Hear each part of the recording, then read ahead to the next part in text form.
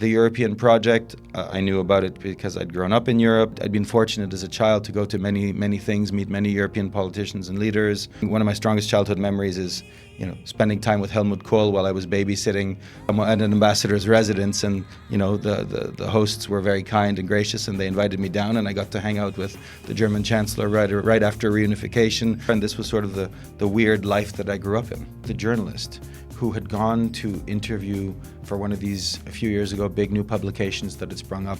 And the idea was that it was a values-based journalism. And so the journalist was recounting that he asked the editor, the potential boss, does that mean that if there's a big news story happening that doesn't fit with the values that we want to be pushing, we wouldn't cover it?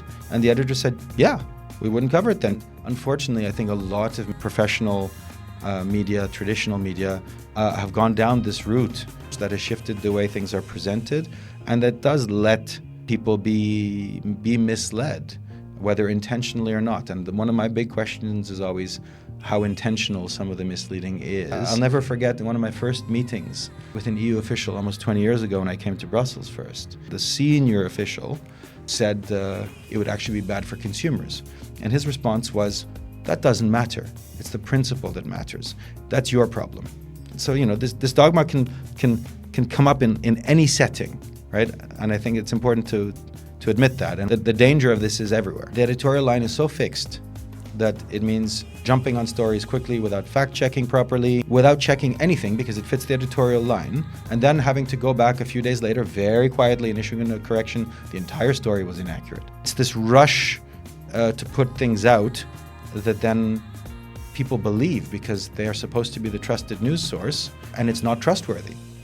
I've been called everything. Everything, yeah. And the interesting thing is that the same people who sometimes call me that on something else, I guess they forget that they've insulted me, say something really nice. I'm like, really?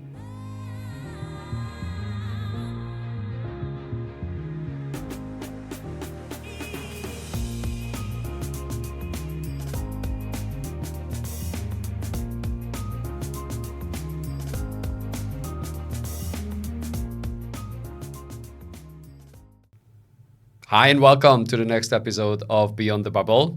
And it's a pleasure to welcome here a longtime friend and someone with a very interesting life story and very interesting perspectives on things of the world with opinion, Daniel. But before we get to Daniel, just a short reminder, I would be super happy if you click on the button, the subscribe button, and put the little notification bell on if you are watching this on YouTube. And on Spotify, normally you should be notified if you're listening to the audio only. And we are now on LinkedIn as well. We are posting shorts on the Beyond the Bubble podcast page. So please follow us on all these channels. And if you have questions, if you have comments, if you have feedback, more than welcome. And if you have suggestions for interesting guests, you are welcome to recommend them. So with that little introduction, Daniel, thanks for coming. It's a pleasure to be here, and I have to admit, having watched a lot of the episodes, it's quite an honor, and there's a high bar to live up to. Well, you certainly will live up to that, because just starting with your background, so you're Canadian who's commuting between London and Brussels, and you've lived all over Western Europe thanks to your diplomat parents. So tell me a little more about that. Yes, I mean, I was very fortunate that I grew up, as you said, my parents were Canadian diplomats, and obviously that's quite the sort of the life to grow into. And I was one of the lucky kids who back then, pre-email, pre-internet, actually liked the moving around and the new and the adapting to new places. My brothers, to be honest, I think had a harder time, so I loved it. And then, going back to Canada, I realized at the time I actually didn't know anything about my country, Canada. So I started volunteering and working in politics as a way of learning about Canada. And that sort of has randomly taken me all the way here. What did you do?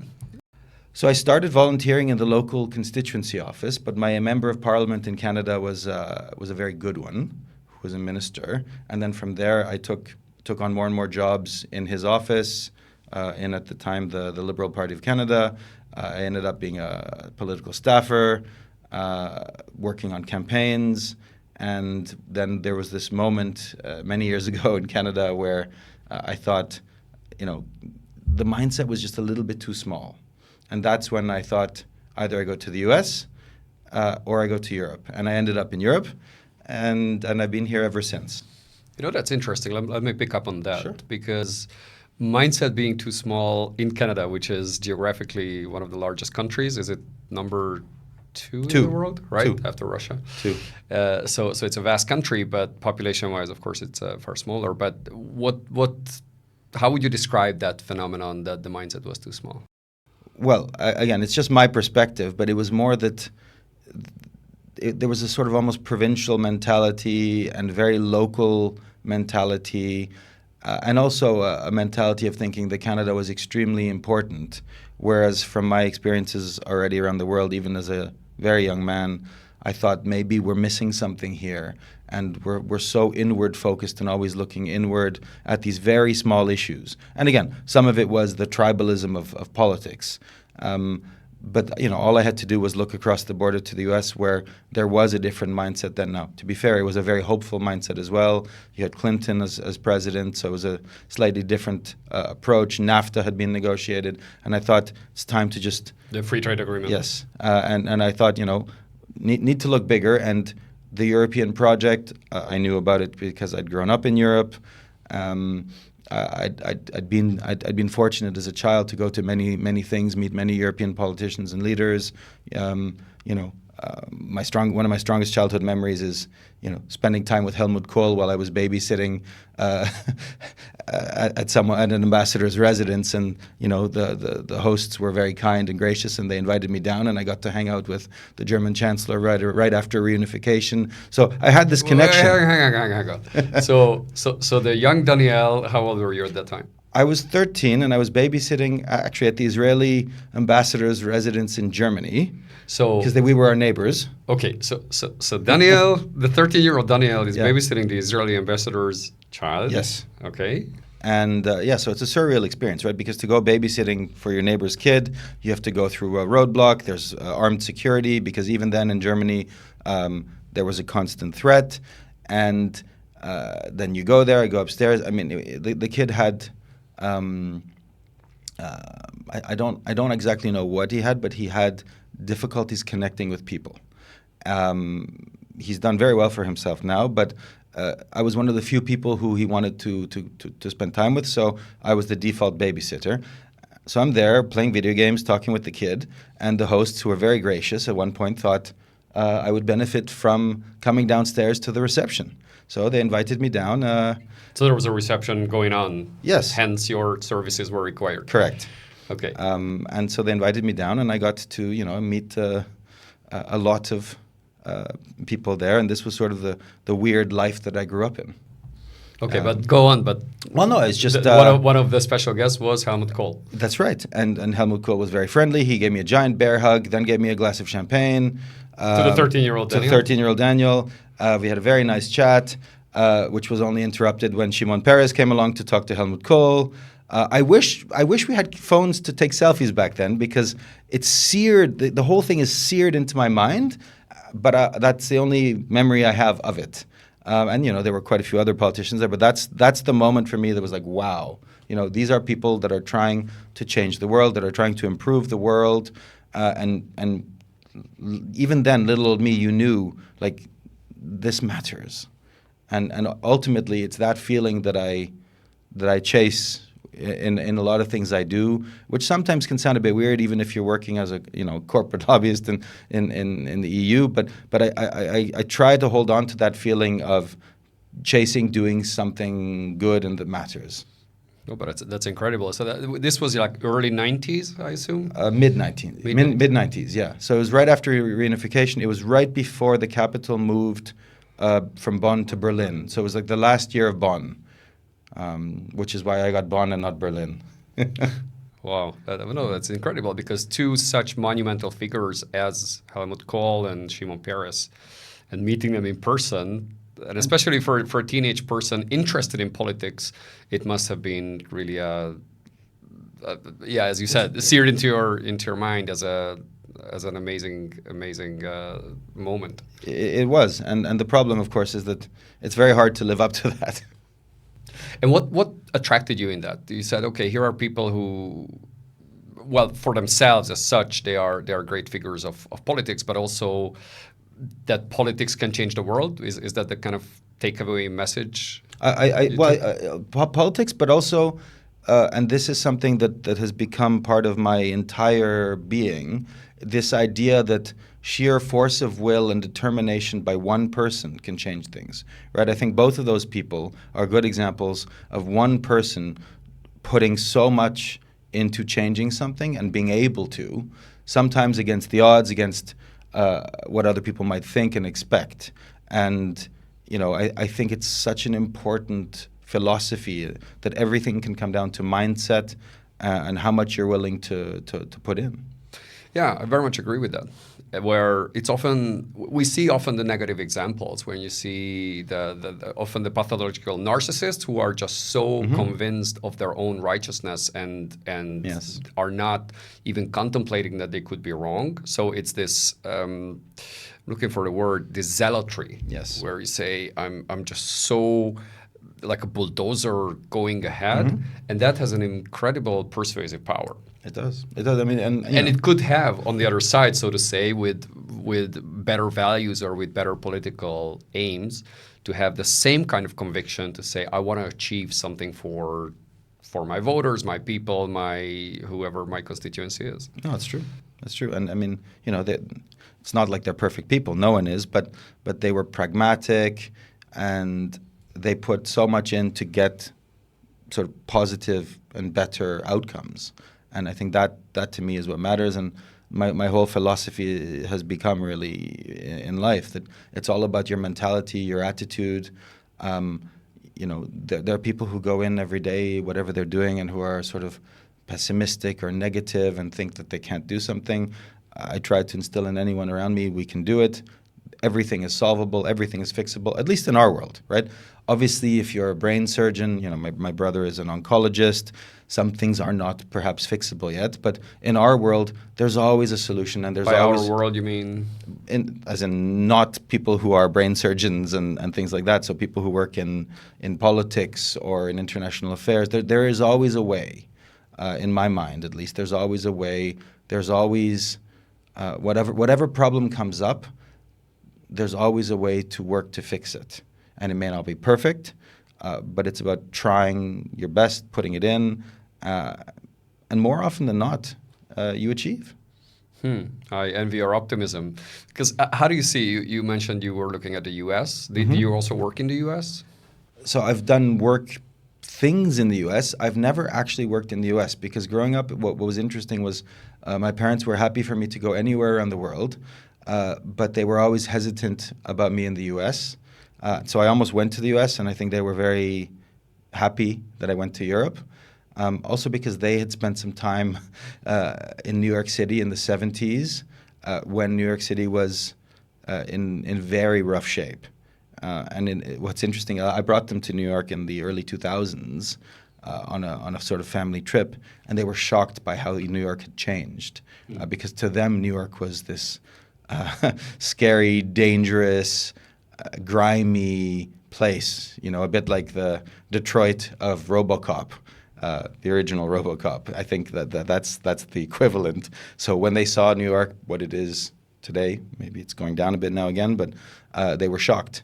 So no, I've never worked in the U.S. I'd love to, but for now I'm quite happy running around Europe.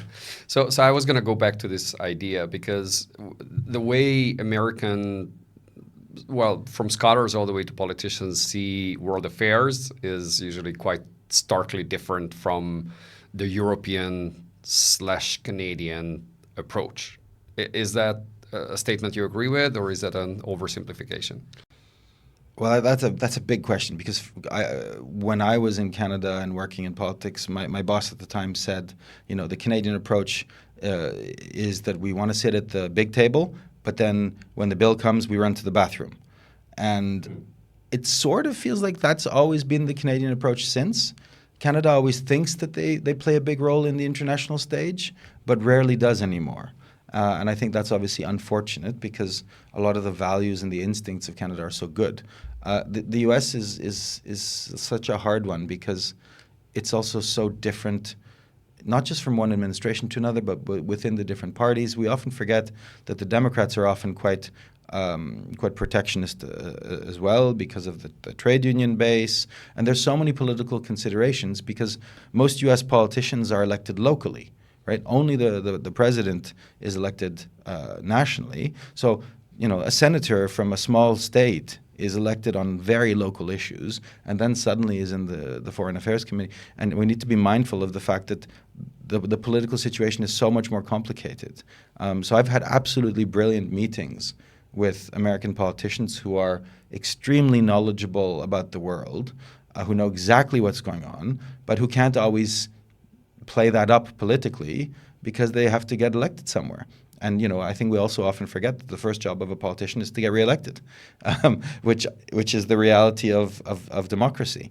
I remember in House of Cards when Kevin Spacey, who's the character of the president to be, or let's say the ambitious candidate, he says, always take care of the home base. Right? That's being the... And it's true, and it's also true of our politicians here. And I think that's the key.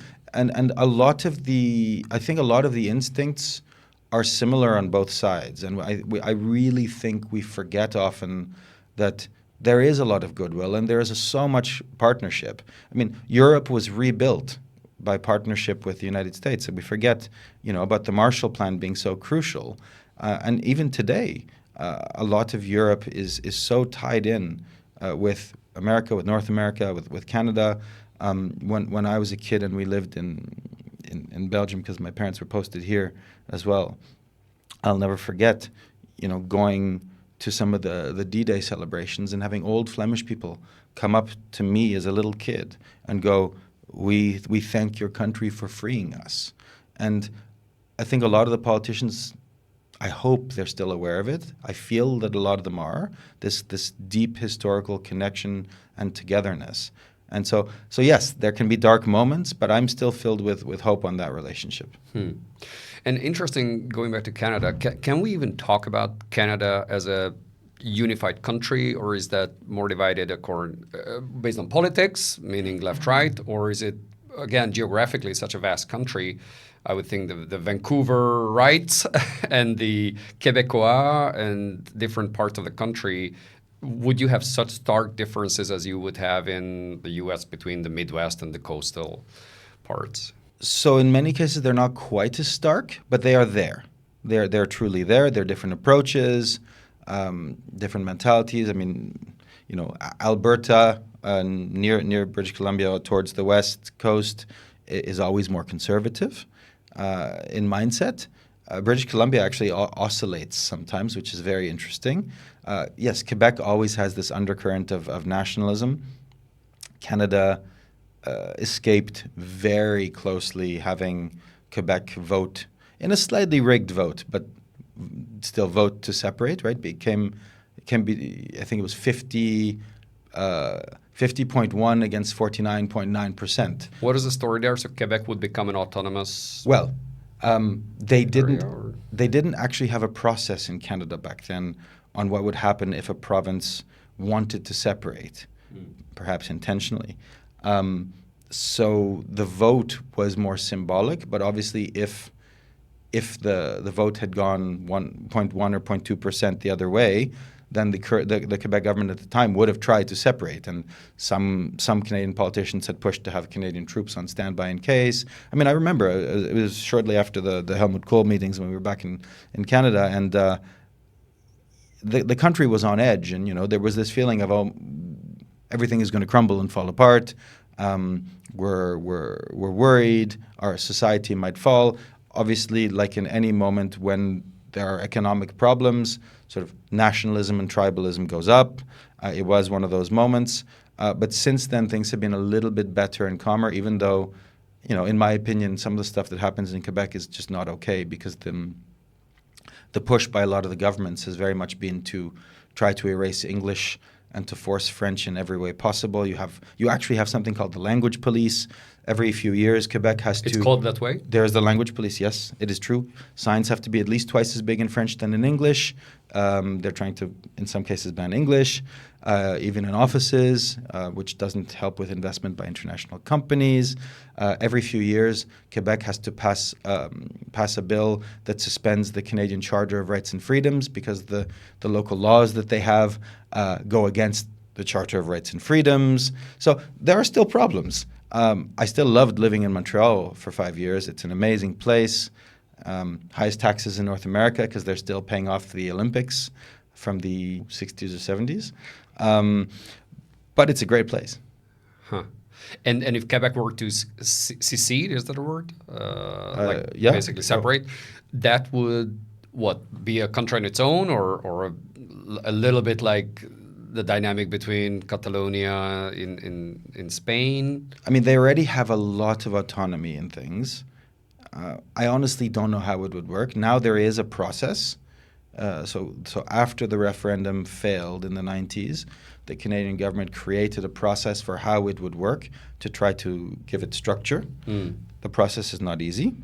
I don't think Quebec will ever separate because there is still also this recognition that it's better to be part of Canada than sort of stuck alone in North America. And Canada has given Quebec a lot. And Quebec gives Canada a lot, So, my brother still lives in Montreal. There are difficulties living there, but it's a great place. I don't think they will ever separate. Yeah, I know it's beautiful. I was there about 2 years ago, I think. I was very surprised that I met a guy for business, and he barely spoke English. It was a shocking revelation that someone living in North America and his number one language was French. And again, I had really hard time understanding the Quebecois French, where you say, well, I know this language, I understand, I think, but then I don't. So that was the French part. But the fact that he would barely speak in English, that was a pretty big surprise for me. But the trick is to read the lips. Okay. So when I went to university in Montreal, I did student politics in Quebec, and I got to go all around the province. And I speak French, but I learned French in a French school. We did not speak the same language, and often we had to read each other's lips to understand what we were saying, especially far up north. He was from up north, yeah. And amazing place, not in the winter. It would make the Swedes and the Finns probably go, ooh, this is cold. But all right, we'll ask some Swedes and Finns about that. It's amazing though, but it was not also the same language as French, and you have the because Quebec feels this strong connection to France, they have the French news on at night, and often with subtitles in French. Interesting. Because it is not quite the same language. Yeah, and not only that, so it's not only the accent or the pronunciation, but it's also that the same words might have different meanings, as it happens in, the Spanish and the Latin American, where you could have the same word, or even in Quebec there were a couple of, kind of English derivatives turned into French and conjugated accordingly. Well, it's a really weird mix because they have some English derivative words, but then they also have some words that they've kept from the French where we've actually sort of diverged from French. So, I'll never forget, in Quebec, every time I would say email, I'd be corrected in saying, no, it's courriel. Weekend is a no-no, it's fin de semaine. So, it's a weird divergence and not everywhere either. Which is even funny because in French you do say weekend. Exactly. Whereas in Canadian French you say fin de semaine. Well, let's see. I'm going back again this summer. Let's see what's changed again, because it's hard to go back always. Yeah, I mean, language is very, very organic and it changes over time. But going back to this idea, so do you think Canada is closer to Europe than it is to the U.S.? This is a common perception. In its say culture, in its values, in its mentality. So I'm one of those Canadians where people often think I'm American, and when I say and they say, oh, where are you from in America? And I go the Canadian part, and they always get, oh no, I'm so sorry. And I'm like, no, it's okay. I don't mind being mistaken for an American because there are so many similarities and connections between many parts of America and Canada, not all. So in many senses, it's very close and very similar, and that's fine. And in many cases, it's very similar to the mentality in some European countries, but not others. So it's a hard question because I feel like actually there's still this very strong connection between all three. And yes, there are parts of America that are quite different culturally, or where people don't travel as much, and that is a little bit different. But a lot of the places that I've been in America, you could not quite say interchangeable with Canada, but it's so close. And so I really think actually that it's a much stronger triangle than we give it credit for. Just that Canada is the sort of small player in the triangle. Yeah, but it's interesting because the brand of Canada is amazing. I think you would not find a single person in this part of the world where we are, but in most part of the world who would not have, at best, neutral, but more likely a positive impression about Canada. Yeah, I mean, it's a beautiful country. I don't know if the picture behind you is Canada, but it might as well be. I don't know where. But where the origins are. it's a beautiful country. The people are very welcoming. It has more problems than maybe people in Europe realize. It's still facing a lot of problems, whether economic or societal, housing. A lot of the same problems as Europe. We just don't hear about it as much because the politics are still gentler than the U.S. politics. And the issues are still very sort of regional. Yeah. And in terms of those challenges, one of them is you being selected to be the 51st American state, or at least rumored and declared to be. But there are many others that we hear about, at least what percolates here. But let's look at that first. Sure. What's your take on that? I mean, so I think that talk has cooled a lot. I think a lot of that was the tension between the American president and the former Canadian prime minister, who did not get along, and with the new Canadian prime minister who clearly knows how to talk to the president. That talk has cooled. I actually joked about it and got in trouble with a lot of Canadians. And I said, well, it depends on the conditions, right? So if Canada joins as one 51st state, bad idea. But if all the Canadian provinces and territories join, and each of them has the rights of a state and the votes of an entire state, the electoral college votes, the Senate votes, that would fundamentally change America. That's an interesting thought. It would make it a very different joining. Now, I was more joking about it, but it's something interesting to think about, because that would actually fundamentally reshape, and you'd have 64, 65 states, a fundamentally different political dynamic. Would that be better for North America? I have no idea. But when we talk about these things, we always get fixated on sort of one idea, but it's really fun to try to unpack it a bit and play it out and see what would it actually mean. And it could mean many different things. I like that approach. Not so much. Not so much, but not for its own merits. But the approach is interesting, where you say, okay, let's do a thought experiment. And if you were to say, okay, the provinces would have their entity on their own, that can actually shape your southern neighbor much more than it would fundamentally reshape political discourse. The different alliances. It would open up the possibility of a third party in America, because I always found it fascinating, right, that you only have two main political parties. So as a thought experiment, it's really interesting. It's obviously not realistic. Canada is going to stay Canada. That's probably better. But if you are going to play with these thoughts, it's fun to not just take the sort of the top shelf idea, but see where it would go. Yeah.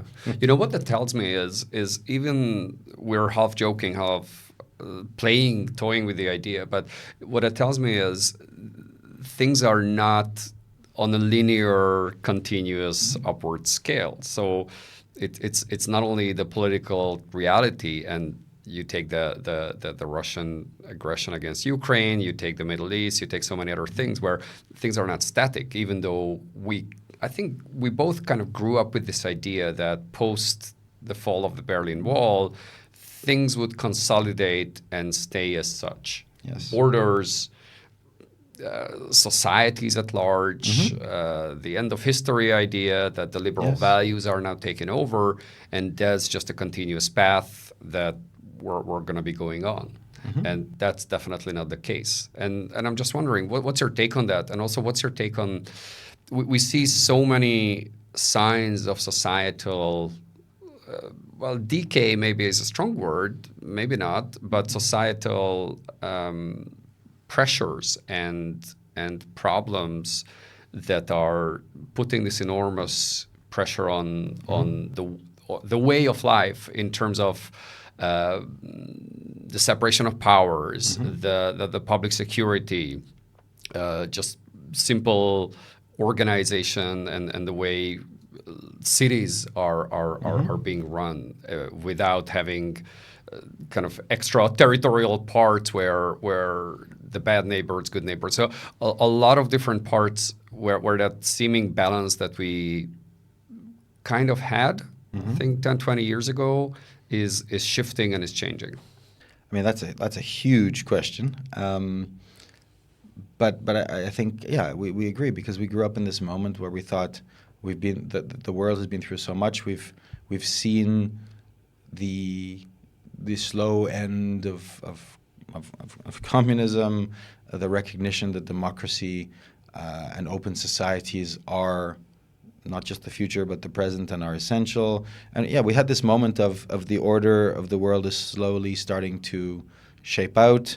And yes, unfortunately, a lot of that has been sort of blown apart. And when you look and you see now that the majority of countries and the majority of people in the world are not living under democracy, that's one problem, right? And that means that in any international institution that you go to, that means the majority of the people or the countries that are there are not democracies, which means they're not actually there really representing their people, but they're representing the interests of governments that are not elected. And that has impacts on what they do and how they do things and what they say.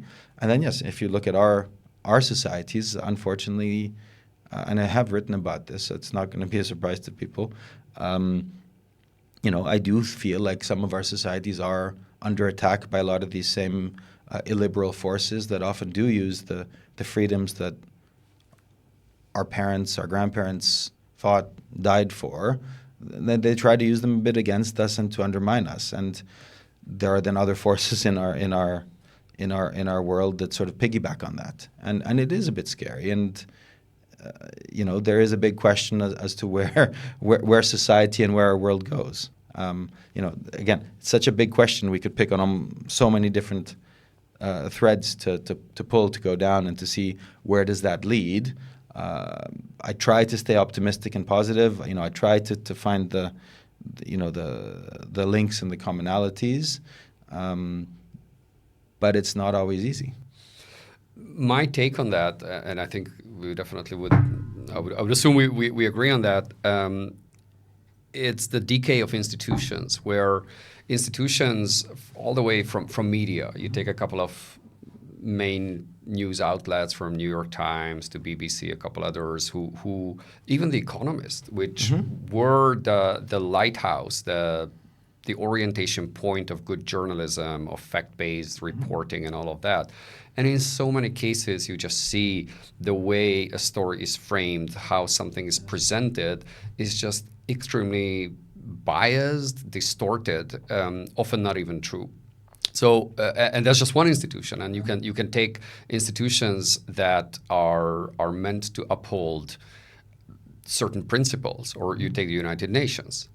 It's just an utter shame what it has become, because of those illiberal countries and forces have just basically co-opted committees, different fora, and the like. And we could go on with so many others. And while a lot of people who are maybe not so interested in politics or not following it at all, they still think that it's the same old institution and it's the same old organization that they were used to 10, 20 years ago.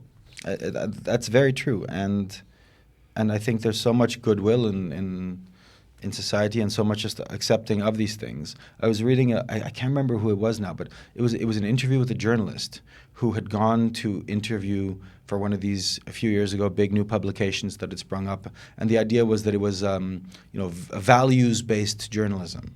And so the journalist was recounting that he asked the editor, the potential boss, does that mean that if there's a big news story happening that doesn't fit with the sort of the values that we want to be pushing, we wouldn't cover it? And the editor said, yeah, we wouldn't cover it then because it wouldn't fit our sort of editorial direction.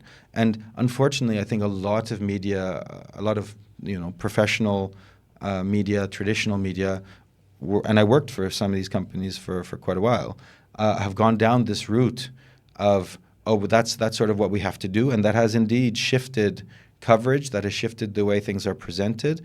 And if people aren't taking the time to go dig and to question, and obviously a lot of people don't have that luxury or the resources or the knowledge, they don't know how to dig, and then that shapes them in a certain direction, and that does let people be misled, whether intentionally or not. And one of my big questions is always how intentional some of the misleading is, and it's really hard to know, obviously.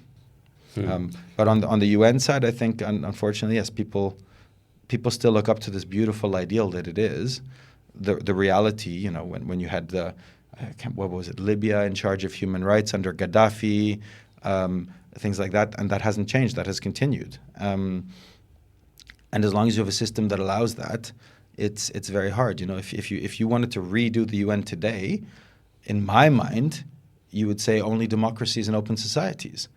But then you get accused by quite a few people of saying, well, why are you making a value judgment that yours is better? And this is something where, at the end of the day, it's also our societal choice. Are we comfortable enough with actually saying, yes, democracy is better? Yes, women having rights is better, right? Because I've been in discussions where the people debating me are saying it's not for you to say. But then I'm saying, so you're saying you prefer having women as property then? That's what you're telling me. And it's very difficult to find common ground in these debates. It's moral relativism. And moral relativism, I understand it's a strong argument to say, like you said, who are you to say that your values are superior to someone else's values? That you can push it to the extreme and say your culture is better than another culture, which I think is it's a very slippery road, because culture is such a complex package, and just to say culture A is better than culture B is probably a very unfair and just not an accurate way of expressing anything. But certain elements of certain cultures are indeed backwards. And I think that needs to be said. Like you say, if women are treated as property or as second-class citizens, or if their hair sticks out from the hair cover, like in Iran, under at the time of recording, current regime, we don't know what's going to happen in the next few months, but simply punishing someone for that sort of crime and for being a woman, I mean, it's definitely not leading to a better quality society. No, and the thing is, we need to be comfortable saying that as a society, as a Western liberal, open democracy, whatever you want to call us. We need to be comfortable saying that, because those closed societies, that is a horrible repressive regime. They are very comfortable saying that their way is better and they want to impose their way on us. So why should we not be comfortable saying, actually, we value what we have? And every single Iranian person I have met, I haven't been to Iran, but I've met a lot of the Iranian diaspora. They are amazing people. Every single one of them would agree with you.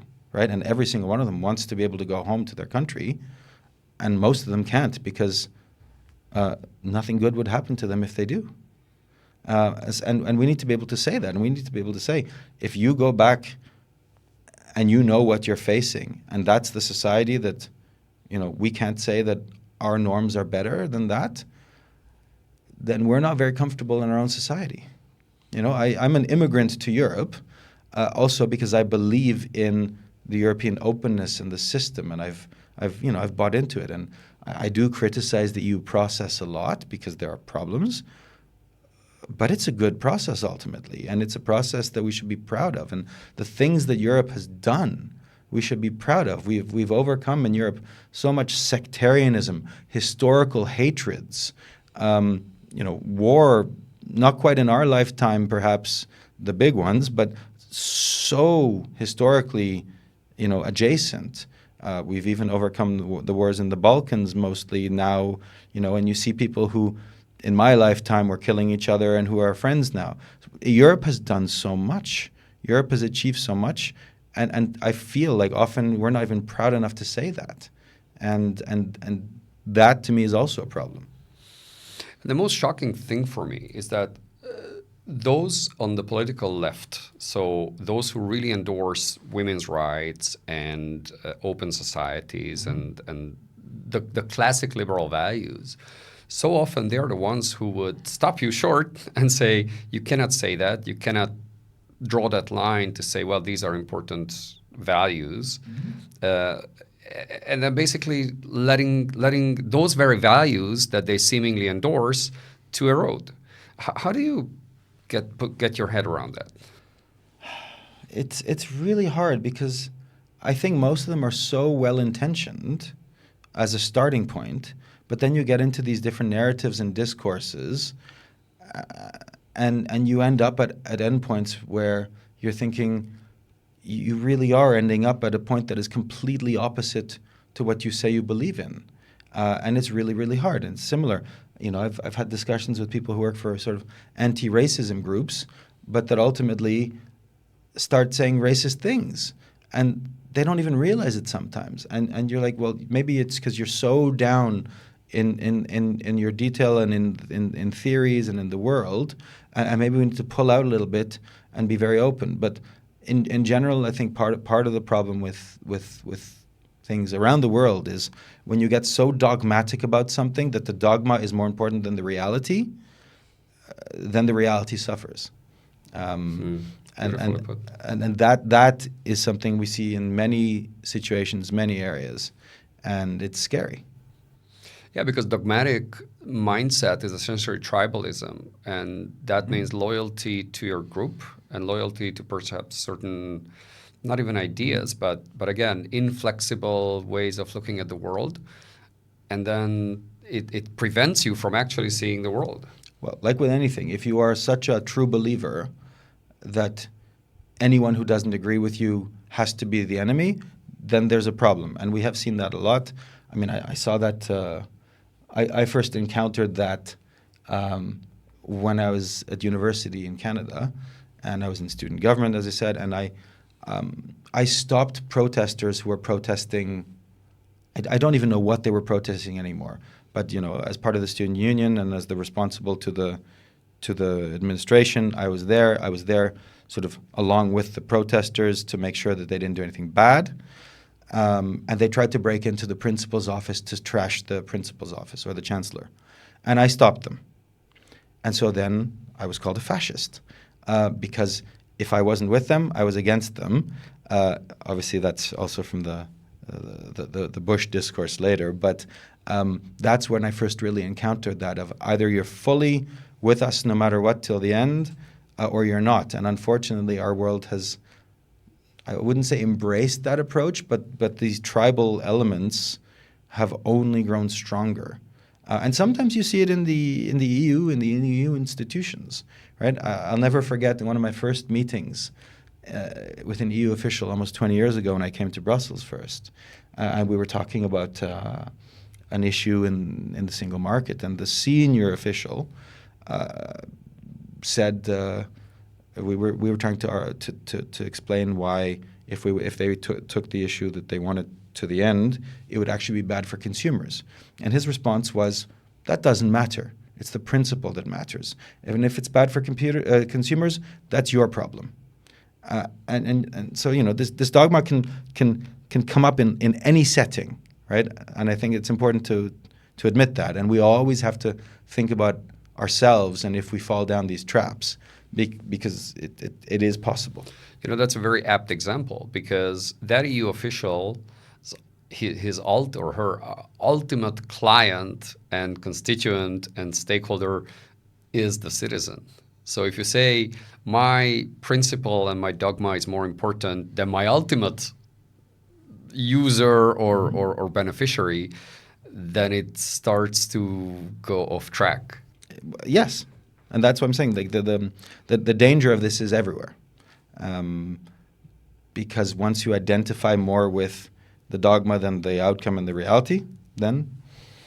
And the problem with a lot of these is the purity of the ideology. Not purity, but this black and white binary yes, no, with us, against us, and it doesn't leave any space for nuance. So when something, when you say, and again, the tribalism, or you look at with the Black Lives Matter movement, and if somebody doesn't endorse all what they say, well, that person is a racist. Or I mean, in the U.S. and there you could have countless other topics around that. When the minute you want to introduce nuance and say, hey, it's not only this particular narrative, and we haven't even talked about Israel and the Middle East, but their nuance has taken a long vacation and doesn't seem to be coming back. No, I mean, the nuance has been spiraling for probably most of our lives, and it's a very difficult topic to discuss with almost anyone now, and different things get conflated, and yes, it becomes very messy, and if you try to get nuance, you just get, frankly, shouted at and threatened, and then you forget that you're actually able to have conversations. And so I found it very difficult and unpleasant to see how people around us react. It goes back to the point about the media and a media direction that is, let's say, interesting from a lot of publications. And what's the point? What's the ultimate goal of this? Because often it does look like the way these discussions go, Israel has been sort of picked out and to be singled out and treated completely differently than every other country in the world. And then the question is why? And then when you try to talk about that, or talk about then how people use that for, frankly, anti-Semitism all around in Europe, you get even more anti-Semitism. And that's been my experience, unfortunately. Yeah, because you've been pretty outspoken on social media, on LinkedIn. And again, I've always appreciated your comments because they're so empathetic and calm and not confrontational at all. It's simply coming from a point of, hey, have you considered this? Have you looked at this angle? Have you understood what you are actually saying? And you would then get just hammered by whoever it is. So again, when you point out that, hey, there's more nuance to that particular story, or what you're saying is just complete nonsense, and you picked up some propaganda outlets talking points, and then you get just shouted down, which essentially means that most people are not interested in facts, not interested in what's true or what's not true. They're interested in having their biases and their worldviews confirmed, and that's it. And when you point out, you are being accused of that, right? It's true. You are not being open-minded. You are not being tolerant enough. It's been a very weird couple of years, with some very difficult moments, frankly, because one of the reasons that I felt I didn't have a choice but to engage in different ways, sometimes online, sometimes in public. I felt I couldn't stay silent because I'm fortunate enough that I have an employer that really does believe in free speech. Obviously, there's a responsibility with free speech, and I think that the world forgets that often. And I've seen so many people in person, in public, in the EU bubble, online, focusing always on these horrible messages that frankly lead to dehumanization and othering. And there's been so much of that. And a lot of it is very insidious and careful and always stopping just short of saying something that could be interpreted really badly, but always going in a direction of, frankly, dehumanizing the Jewish population, whether it's in Israel or in Europe or in the world.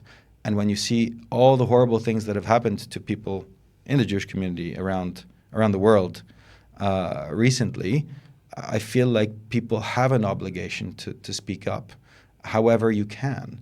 And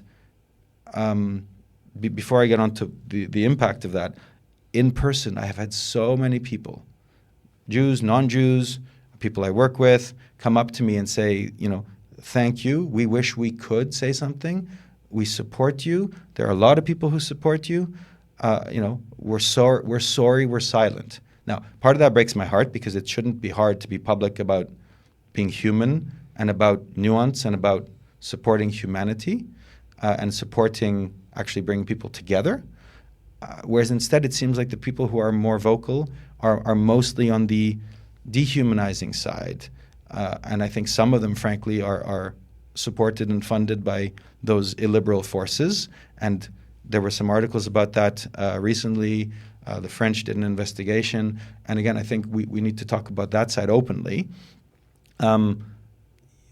What I've looked at is very carefully looked at, what's going on, what it means for the future of the Middle East, which I hope will be a very good and peaceful one, for the future of our societies here and having Jewish people in our societies, because the Jewish community feels under attack in Europe. It's still the only community, and I go to a lot of places. It's still the only community where for your kids to go to a Jewish school, you have to go through armed security.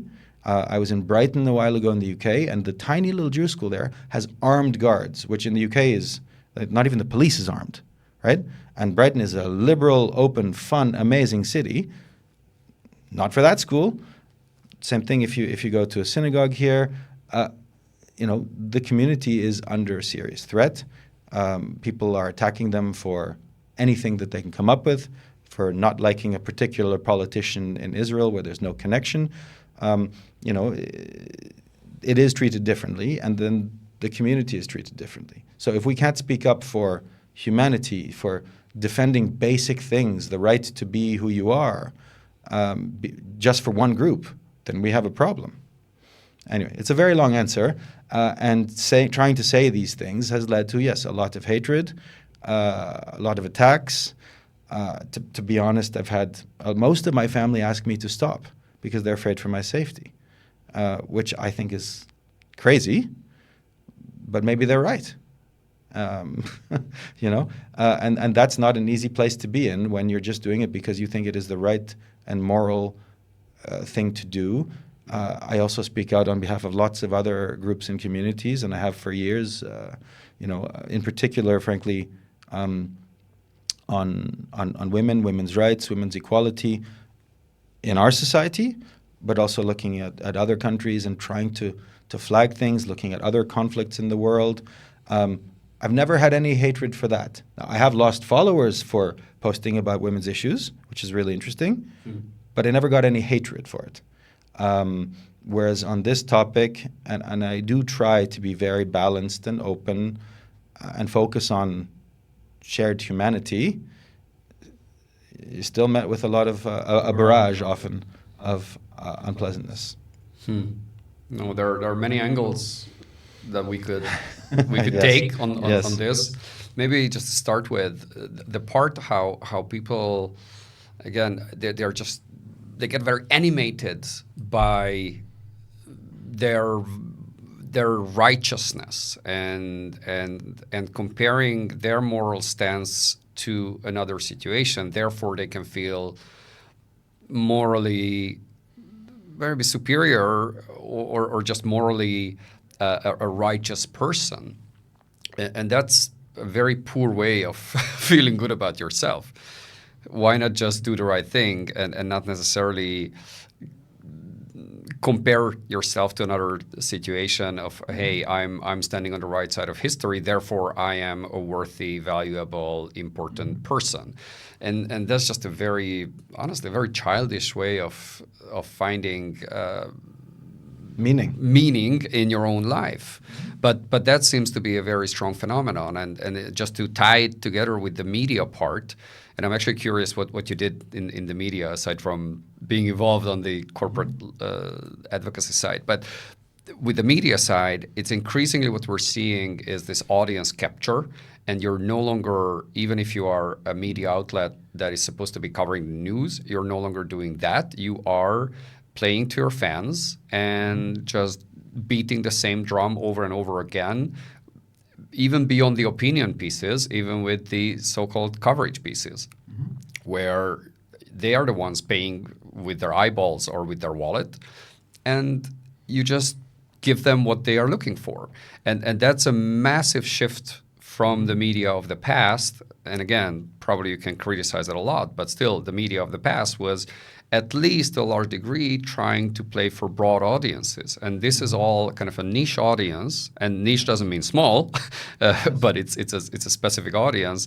You just feed them the banging on the hatred or vilification or ideological messages, and you keep them.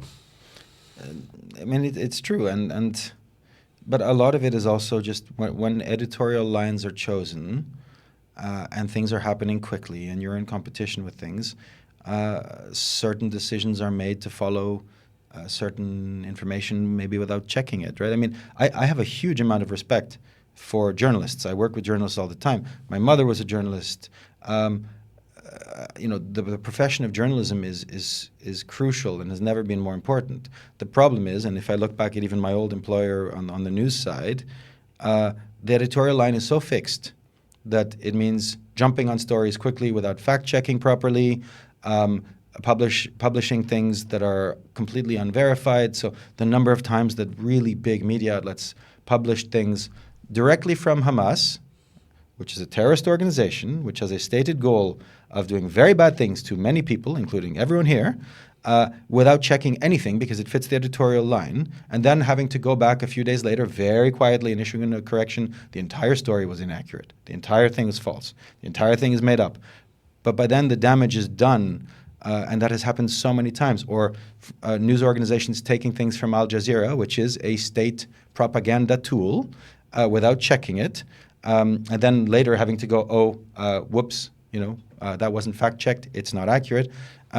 It's this rush to put things out that then people believe because they are supposed to be the trusted news source, and it's not trustworthy. And that's a serious problem. So in a way, I'm happy I don't work for a news organization anymore, because it would be very hard to defend some of the things that have happened. Now, the Israel conflict is probably the most visible place where that has happened, but it does happen in other places. It happens in the EU world and in the EU bubble and EU news as well.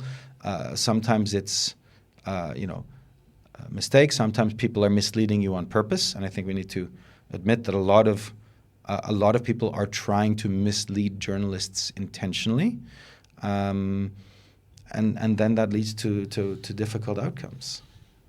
So, well, in the EU bubble, I got a name EU Observer, which is with the greatest moral virtue that they are advertising, that they are the unbiased, the truth seeker, and completely fair kind of organization. And again, their pathological obsession when it comes to the Middle East and Israel specifically is probably driving clicks and probably driving subscribers. I don't have numbers. I don't know. I used to be on their board. Luckily, for many, many years, I'm not. But their shift to this unbelievable extremism and vile, borderline anti-Semitic narrative that they are pushing, and I've tried to point that out several times. I provided millions of links and resources and wrote letters to the editor. I wrote an opinion piece that they would refuse to publish, which I then published on my own site. So I did my kind of back channel efforts to correct them for manifestly obvious lies that they would purport. But of course, they wouldn't do it, and they would mock and ridicule and sarcastically push me away, which I don't honestly care on a personal level. I do care that it's one of those media organizations and one of those organizations at large that have been fully co-opted by some basically extremist ideology. Yeah, but it's the trap of the true believer, where it doesn't matter if what you say is true as long as it fits your goal. And I mean, I've followed that, and I find it absolutely crazy. And the fact that their journalists and their editors are engaging and sending these hateful things, ridiculing commentary and free speech, is absolutely baffling. Like, you could not imagine people at Politico or Euractiv or the FT reacting in that kind of way to people engaging. And when I've had problems, professionally with other publications, and I've approached them on things, they've been absolutely brilliant. Doesn't mean that we agree, but we can have open, respectful conversations about it. Occasionally, the journalists write to me and go, what you've said, are you sure? Because that seems a little bit, that's almost like they're fact-checking me. And I'm like, thank you. That's really helpful. Like, we need to be able to have this dialogue. But when someone is so far down an ideological path that they can justify anything, and that's, I think, in this case what they're doing, it's quite scary. And it's quite damaging to public discourse. It's damaging to the credibility of all news and all news media and all journalists. I really hope that their subscriber numbers aren't going up, because if they are, and that means that hate sells, because to me they are now a hate publication. I think they claim they are going up. Now I have no way of checking that, but yeah, but that sort of thing. And again, it's not purely Observer. You take The Guardian, which again is like obsessive, really obsessive. And I've just seen a video on that, because when they cover Middle East essentially means Israel, Gaza, West Bank, basically that part of the Middle East, but they don't look, I don't know how many hundreds or maybe 1,500 kilometers south, and look at Yemen, where there's literally thousands, if not tens of thousands, are starving and dying, and it's an awful war happening there. But that is not being covered almost at all, because that doesn't generate clicks and doesn't generate those visceral emotions. So again, what it says about societal priorities, attention spans, or not spans, but where the attention goes from readers, the media's business model, and how that actually carries over to other parts. Because when a publication is just so obsessive about one issue and emotionally vested to a certain narrative, well, how can you trust what they say about other stuff and other stuff that there's a knock-on effect. You may be knowledgeable about? That's the trust. So and the irony, it's always that irony that it's exactly these publications who would say, well, we need to find fake news, we need to find misinformation, we need to fight those particular hatred and extremism. And so often they are doing exactly that. And that's the irony, because I really dislike when I see some usually American podcasts and they talk about mainstream media and they bash it and just say how unethical they are. But unfortunately, despite me not liking those sort of lines and narrative, unfortunately, it's so often true.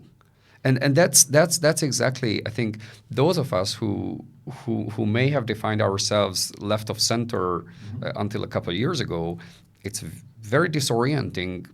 What am I now? I've sometimes hard time defining where I'm politically. Perhaps it's a mixed bag, because on many issues I'm in many different places. But for us, yes, women's rights is important. Liberal values are important. Separation of powers is important. A free press is important. So all of these, due process is important. Institutions are important. But I think we might be dinosaurs in this new world who have not noticed that the meteorite has hit the Earth, and it's a totally different world coming. I mean, it's true. I don't fit in anywhere anymore politically. I vote, and I don't know where I fit in. And so maybe we are dinosaurs. Maybe we're, well, maybe we're ahead of our time. You never know that we've identified this, because we, by virtue of where we work and the fact that we have to consume so much news and information, we are in a privileged position. We have the time to reflect, to consider more than a lot of people do. My hope is that we can find a way to channel, this more hopeful thinking to something better. Recent experiences make me doubt that a little bit, but it's true. We. Can you tell me more what that experience was? Well, no, it's more just this continued polarization of politics, of society. If you look at women's rights too, and you look at the younger generations, you have a lot of young people who would be sort of on our line, or even further on protecting women's rights above everything. But then conversely to that, you have this sort of extreme opposite view of these I don't even know what to call them anymore, these ultra macho, old school, traditional, which I don't agree with, men who want women to be sort of, even in our Western societies, sort of subjugated, stay at home, and you see that a lot in the younger generations. And I even see some of these things appear when my girls come back from school saying what they heard boys say, and they're clearly hearing that at home or somewhere else. I don't know, but it's having an impact. So there's this polarization. What's left in the middle? And if you can't have a nuanced discussion in the middle anymore, and you only have people on each extreme, then yes, where do you go? Where do you actually have a majority? Where do you have the ability as a society to actually come together, for the compromise that works? And I don't think people are willing to compromise much anymore on that middle ground. Yeah, again, it's the purity of your ideology, and be that on the far right, but just as much on the far left. And again, the term far is very tricky, because whoever is, say, left of center or even center, anyone to the right would be far right. And then conversely or inversely, again, easy to put that adjective to say far, because it immediately means you're an extremist. But the threshold for being labeled an extremist, I think, has massively gone down. And maybe that's my next question. Have you been called far right, or have you been? I've been called everything. Everything, yeah. I've been called far right. I've been called far left. I've been called a communist. I've been called a fascist. I've been called some very, very unpronounceable anti-Semitic slurs. I've been called a Nazi. I've been called a troll. I've been called blind. I've been called, all these random things. And always we should do an episode with, that there was those famous people read out the tweets. Oh, that's good. Yeah, that's good. It's like Daniel reads out the slurs against him. Yeah. That's weird. And the interesting thing is that the same people who sometimes call me that on something else, I guess they forget that they've insulted me, say something really nice. I'm like, really? You realize that a few weeks ago you called me something absolutely horrific, and now you're saying something really nice? And sometimes I reach out to these people and say, hey, you want to chat? Never get anything. Never. No, because typically or almost always the goal is not dialogue. They're not coming from a point of understanding or dialogue or conversation. It's just basically, again, I want to keep my ideological purity, and you are polluting or attempting to pollute that purity. Therefore, your enemy. Yes, unfortunately, I think that's a lot of it, and you do see that sometimes also in the political world in the EU, where people will refuse to talk to you because you represent industry. So I've had so many people that I want to talk to, and we may agree on some things, disagree on other things, but it's always so valuable to talk. But they literally will tell you, you represent industry, we won't talk to you. And then, of course, those people complain about jobs, and I go, well, who gives people jobs? Who hires people? Who pays taxes? Yeah. And it's this ideological purity of, I'm from this point of view, so I couldn't possibly talk to you. And that's damaging to positive outcomes. It's damaging to dialogue. And I think also what politicians forget when they meet lobbyists is a good lobbyist is also able to learn from the politician, to actually listen to the politician, listen to the person from the commission, take on board some of the thinking and the thoughts and adapt your thinking.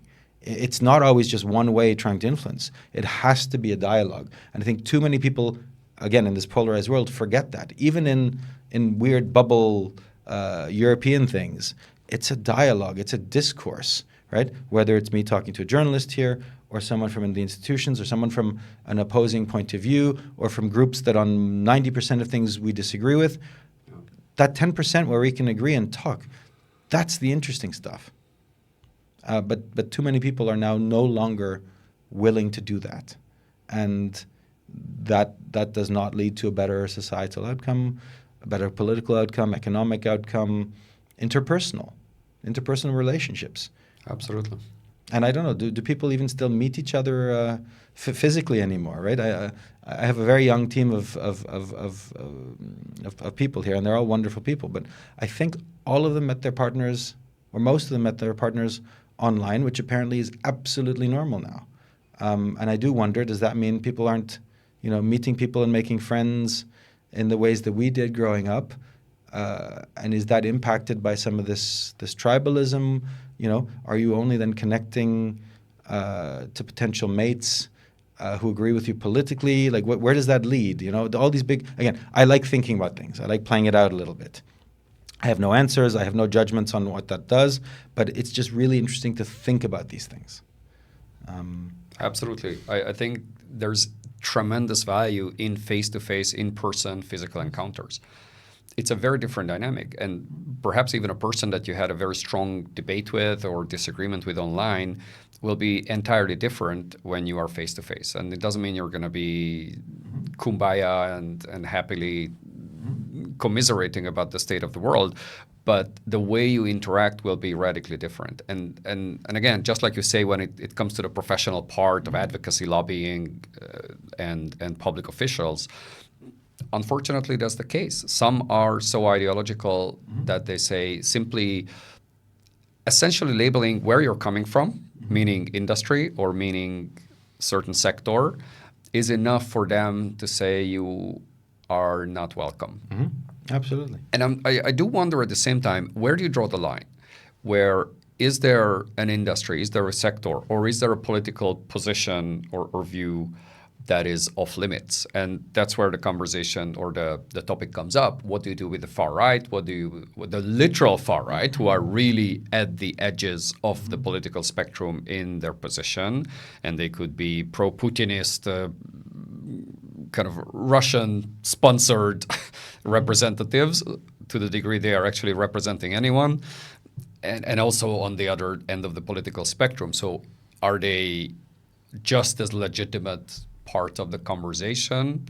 Or in sectors and industries, you could take tobacco, you could take certain sectors which have been, at least in the European Union, off limits because of also some WHO obligations, but as such, they are not welcome to have dialogues with the health officials, but they're welcome to talk about tax and counterfeit and stuff like that. So again, what I'm trying to find is, does that openness of having the dialogue extend to the entire spectrum, or there are certain boundaries there?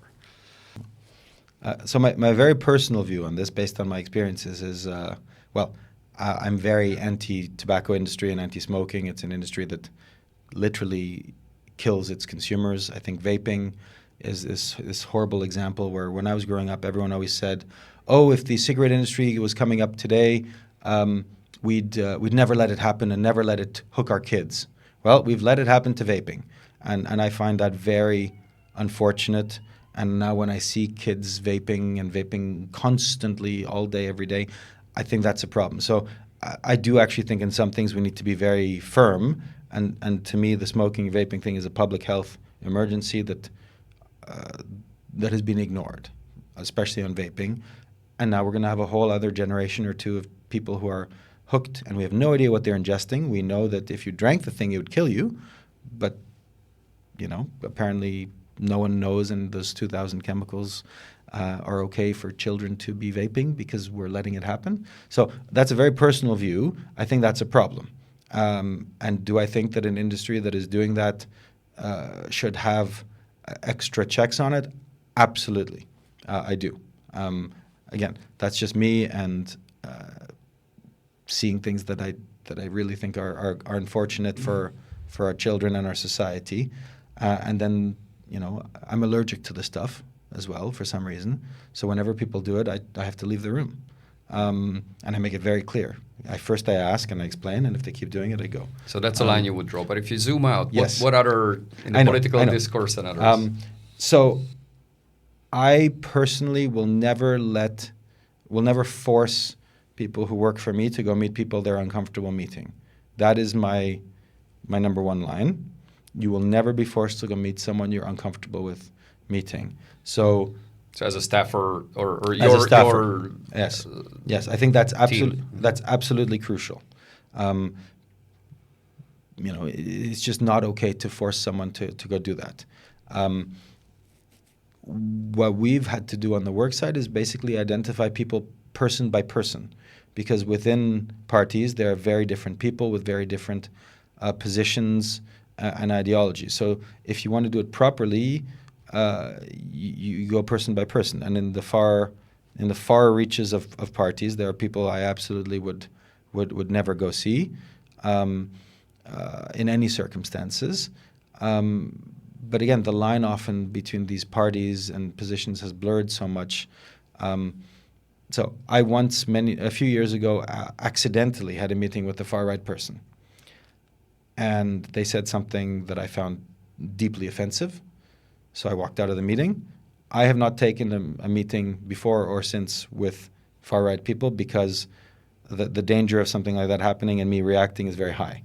Was it in an official professional setting? It was. It was one previous job. Someone set up a meeting. I did not realize who I was meeting. Did not go well. So I won't do that again. I think there are enough people to talk to who you may not agree with on everything, but who care, who are not on the fringes, that you should focus on them and you should not focus on the fringes. That's my personal point of view. Does that mean that no one ever should talk to them? Well, it's hard because we're in a democracy. They are elected and they have positions of authority and power on things. And if you don't talk to them, you're also not representing your own interests. And unfortunately, people benefit from discourse and from points of view and from being challenged. So I know it's not really much of an answer. I won't do it personally. Some people that I work with have seen people from groups where I'd be hesitant, groupings, not political groups, groupings. I think there's a fringe that really we shouldn't touch because they're also not there to be constructive. They're there to be destructive, to be tribalist, to be ideological or dogmatic. And almost whatever you do will be used against you and badly. So those people, I think, unfortunately, do not play a constructive role. This is where it comes back to. Where is it good faith or is it bad faith? And it's often not obvious or outright very difficult to establish whether that particular person or group or media outlet, for that matter, is good faith or bad faith. Are they actually seeking to find out the truth, or at least get the pointers, and at least the effort is there to realize what the facts on the ground are, or they are serving an ideological agenda that does not seek to get any input from you or does not seek to let itself be disrupted by facts on the ground. Or worse. I mean, two parliaments ago, I got a meeting with someone from sort of the edge of the far left. I was like, great, they want to talk. This is wonderful. And showed up there, prepared, respectful, start talking, and it was very clear something was off, right? And the way they were talking, the way they were asking questions, and then realized, they were filming. They were trying to sort of film you without your knowledge and do like a gotcha moment and catch you saying something you shouldn't, right? And that was their whole point for taking the meeting, to try to create a mess to go after you because you were the evil company. And using you, essentially. Yeah, using you and actually doing something illegal for some political gain, but not political gain to do anything good. Again, would I ever go back to see that person? No. I'm not actually sure if they're still here, but that's just not good for anything. And I think the challenge always, again, if you're not careful, you can easily fall into these traps or take, news sources and talk to people who are clearly serving a more sinister agenda. But most onlookers who just simply don't have the time or the interest to investigate, or the gut feeling because they hadn't burned themselves at some point in their life with those sort of bad experiences, they would not know. So they would naively think that this is what it looks to be. Well, most people go in with a lot of goodwill and openness, but most people are time poor. That's why I say we're in such a privileged position that even though I think we are time poor, part of our time is spent on reflecting, on thinking, on checking our assumptions, and trying to improve them, and at least be open-minded to discussions. But most people don't have that time, that luxury. So they go in with an assumption, especially from certain sources, that they must be a good. Longer term, I think one of the reasons why in all the polls you see an erosion of trust in all these different professions, sectors, media, is because over time, even though people still keep going in with that goodwill, people do over time realize they're burned in different ways, and then that leads to an erosion of support and trust in the institutions, which long term then leads to sometimes very bad choices on leaders. If you don't trust your institutions, then you're willing to elect leaders who are willing to destroy the institutions with all that implies. So there are long-term consequences that maybe we don't always realize to this happening. And the role of institutions is so often talked about, and most of them are severely crumbling or under attack or attacked. And I do wonder what that means, say, for the EU, because you take the European Commission or you take the European Parliament or others, how that's going to play out, because this is a global phenomenon. Mm-hmm. You see also professional societies. I remember you and I think we shared a piece of news where things like the British Union of Doctors or something along those lines, the name, passed resolutions on anti-Zionism and on Israel. Like, what the hell do British doctors have to do with this topic? And they passed multiple resolutions at some congress or event that they had. I mean, come on, deal with medical conditions and do your job, what you're meant to be. And so many organizations just get into these ideological kind of topics du jour, topic of the day, the hot new thing, and we need to express ourselves on it. No, do your job. And sometimes behind the scenes, calm, boring, uninteresting way of doing your everyday job is the way to go. It's not that you need to get clicks and likes and visibility all the time, but just do your thing. And that's true for instance, I take Luxembourg, the European Court of Justice, and to their credit, and to the degree I follow their work, they do this well. So I don't see that sort of ideological capturing, or at least signs of that. Perhaps there are some edge cases which are really, really, truly highly political, and you could talk about the von der Leyen SMS case or stuff like that. But for the largest part, a court does what a court does. They pass judgments based on facts and legal reasoning and all that, with the necessary safeguards of appeal and the rest. And that's great. And these are always very positive signs where you say, okay, an institution is still holding up. And it delivers, and it does according to its own rules and procedures, which is indeed the safeguard of a proper functioning. Mm-hmm. No, it is. I mean, I'm not completely convinced that the European Court of Justice hasn't been slightly impacted by wider political realities, but they're holding up better than most. I think but that's I do think that there are accurate now political considerations that go in from the judges and things, but that's also just the reality of the fact that the judges live in our society. You can't completely dissociate that. I do think that we need properly functioning, strong, respected institutions. The current interinstitutional tensions in Europe are really interesting because they risk making it much harder for anyone to do good things and to work together. So we're at a very interesting moment where you are seeing a bit of tribalism between different leaders, personalities. Do I think ultimately that most of the people in the commission go in there wanting to do good and improve things? I do. I also think that we need to acknowledge that a lot of these institutions were set up a long time ago and that they need to be updated.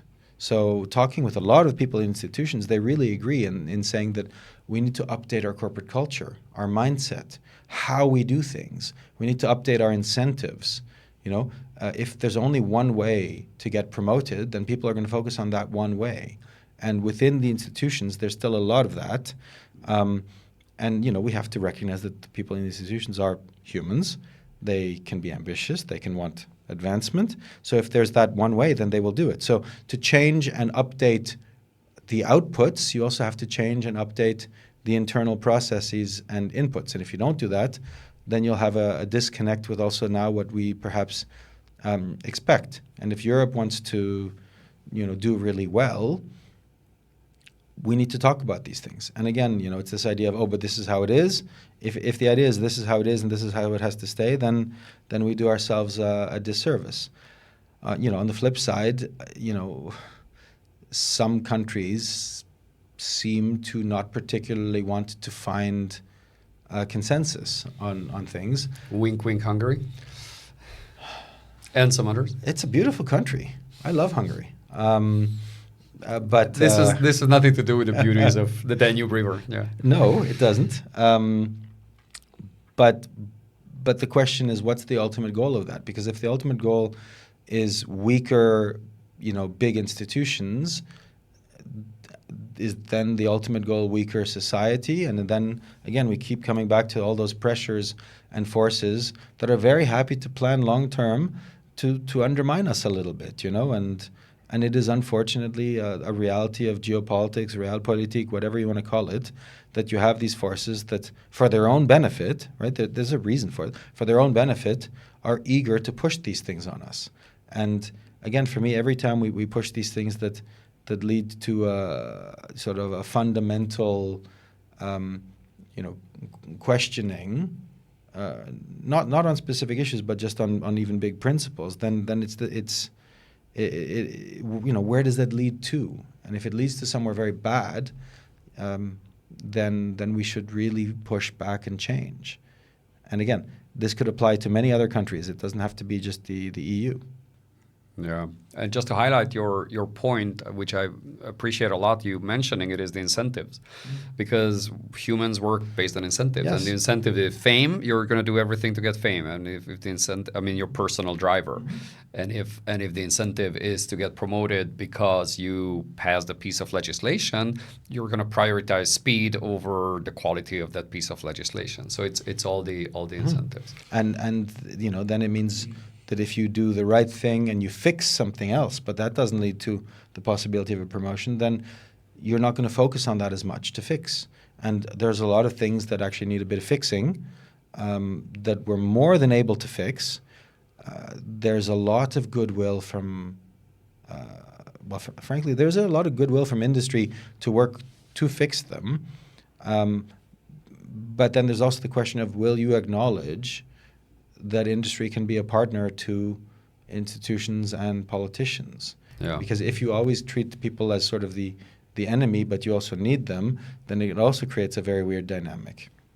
No, I see that slightly improving now compared to a couple of years ago, so that's very positive, at least in the meetings I have, but not from all quarters. And we started off, and just to slowly wind out a conversation on this, we started off talking about provincialism or Canada having a more inward-looking mindset. And just to go full circle, I'm wondering how you see that in Europe. And it doesn't need to be EU as such, but in Europe, are we, because I often get that sentiment where in Europe, and again, I don't talk about Brussels per se or the European Union as such, but in Europe, we often look at Europe and we think, similarly, like you said, we are the center of the universe and we are the ones calling the shots and regulating the whole world. And in so many areas, we are basically being carved out, left by the side, and others just move ahead without us. So how do you see that phenomenon? So I think the first problem for me, and I say this again as someone who emigrated to Europe, is that whether it's Europe or key countries, we forget how much we've achieved in such a short time. The fact that we have, passport-free travel across many countries, common currencies, easy ways to interact with each other, the fact that we have peace, economic stability, if not always growth. Like, these are huge achievements. And we focus, there is this inferiority complex. I think that's really what it is. It's an inferiority complex and an insecurity. And when you're insecure and you're, I don't know if it's almost fight or flight reflex as a continent, you don't always make the right decisions. And then, yes, you focus on what can I do that no one else can do? And if what you can do that no one else can do is only regulate in new rules, then that's not always what actually works. So, and this goes back to incentives, this goes back to acknowledging where actually we have things that we want and we want to promote, and where maybe we want to acknowledge that we need to change. And I think we're stuck in a cycle where maybe we're too insecure, including on some country levels, we're too insecure to acknowledge we need to change. We're too caught up in the old incentives, and we're too afraid of the extremes. So then in the end, we keep sort of doing same old, or being caught up in the trendy thing instead of actually looking at the long term. And obviously, having leaders who can do long-term planning and long-term thinking is a rarity in the world. I do think that the way the EU is set up does give it the opportunity to be that, and I wish it would take it. And it's, rarity in democratic countries. Yes. It's not rare in autocratic. Yes, that's exactly the point that I'm making, that you phrased better than I did. It is a rarity in democratic countries. We can do it here, and we see very clearly the long-term planning of others, and that it does actually, it can work for your goals. We don't agree with a lot of those long-term planning goals, but they are getting there. And we could do that too. And we could benefit from, on a lot of EU legislation, countries being less provincial and tribal, and not going in always with, this is my pet peeve, and as long as I get that into this file, I'll support the rest, because then you end up with a hodgepodge, a mess, not a single market, completely different rules in every country, and that's not good for consumers, that's not good for business, that's not good for the countries, that's not good for, competing in the world, and I worry that we're still stuck there. I think the difference now is that a lot of people understand this. A lot of politicians understand it, a lot of sectors, a lot of industrial leaders, a lot of civil society. They all agree on the problem. They don't all agree on the solutions, but that's okay. If we can all actually come together and work on those solutions and agree that we need to change something based on the problems, then I'm optimistic. If it just degenerates again into tribal fights and, you don't do this and you don't do that, then no, then we're stuck again. Well, with that, Let's pick a card and see how that ties into our larger discussion, depending on what you pick. What makes you secretly surprisingly anxious? I mean, I'm not a very anxious person. I don't really stress about much other than, the State of the world. So, first thing would be sort of safety and security of my children. I think about that a lot, especially when they're not with me. And then, I mean, if you really want to play it out, then yes, it's more, where is our society going, right? I'm talking about the fact that an important, historical, valuable part of our community in Europe feels unsafe and unwanted in Europe. That does make me a bit anxious, yes, because what does that say about, things around us, and what does that say about our world, and what does that say about our future? So if you want to play it out, that does make me a little bit anxious is not the right word, just very sad. Very, very sad, and wondering, if that's where we're going, what is our place in the world? But the flip side of that is also when I look at my kids, and my kids are, fortunately, and because we've ensured it, my kids are growing up in a world where they know that whatever sexuality they may have does not matter. They will be supported no matter what. They're growing up in a world where they don't see color. They don't see differences like that. So that also does tell me that we are in a society that has this hope, that has this potential to be raising people that are certainly better than the generations that raised us, more open, more thoughtful, more considerate, kinder. And that's the side that gives me hope when I see the environment in which my kids play and interact, and the friends they have, and the things that they sort of see and talk about and experience. So that's actually a really wonderful moment every time I see it, and it's something that if we can focus on that, then we all have much more than just hope. Sounds good. As a final line, thank you. Thank you for having me.